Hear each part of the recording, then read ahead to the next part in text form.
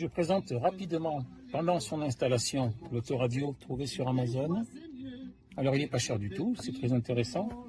C'est livré avec sa petite cage de fixation si vous en avez besoin.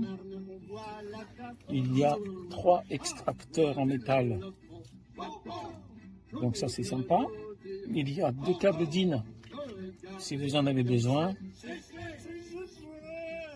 Et puis ensuite il y a une petite télécommande qui malheureusement ne marche pas du tout.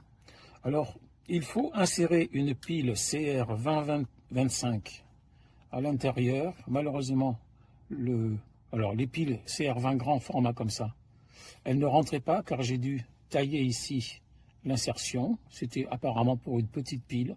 Et même après avoir taillé ici cette grande pile pour pouvoir l'insérer, je n'ai absolument rien du tout. Donc c'était pour ça que je l'avais commandé. Malheureusement, ça ne marche pas. Donc l'autoradio en lui-même, il va avoir ici une entrée micro, donc ça c'est très très bien.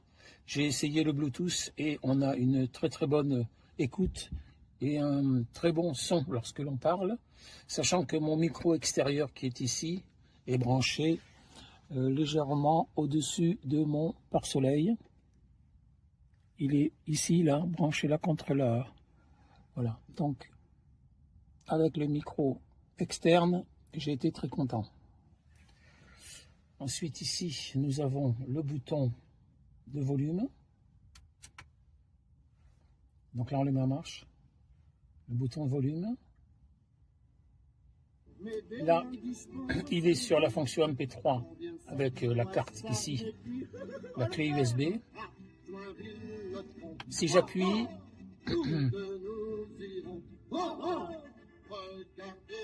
j'ai la balance.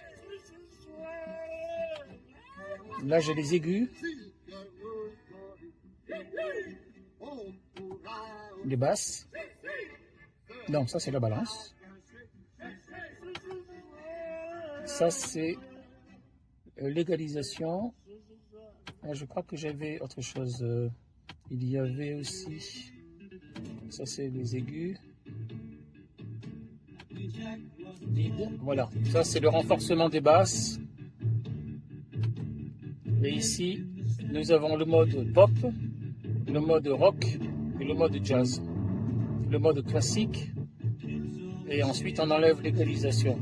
Voilà. Et on baisse. Ah non, alors là, il faudrait que je sorte de tout ça.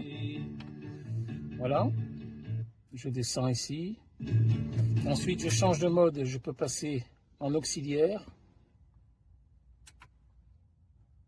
Là, je suis en Bluetooth.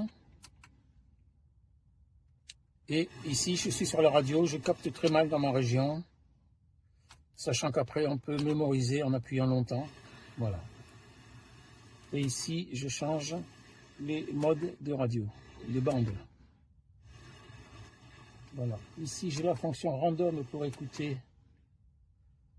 Alors, USB. Voilà, ça va être les MP3.